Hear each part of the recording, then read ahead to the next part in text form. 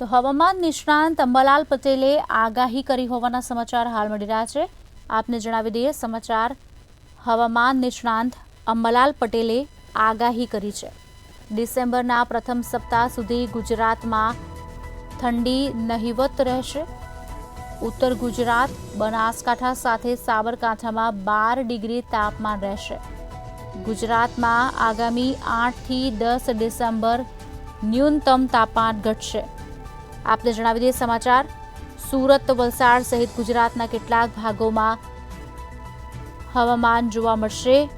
હવામાન નિષ્ણાંત અંબાલાલ પટેલે આગાહી કરી હોવાના સમાચાર।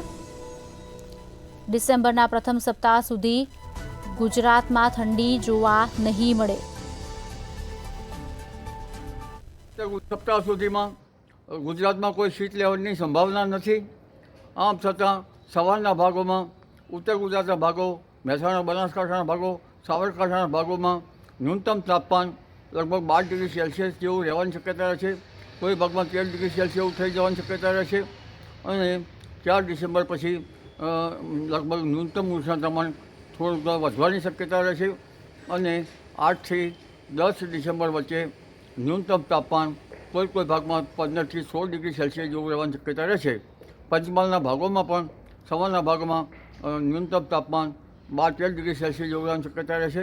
કચ્છના ભાગમાં પણ હમણાં 12-13 ડિગ્રી સેલ્સિયસ જેવું રહેવાની શક્યતા રહેશે અને લગભગ 4 ડિસેમ્બરથી વાદળો આવતા ન્યૂનતમ તાપમાન વધવાની શક્યતા રહેશે।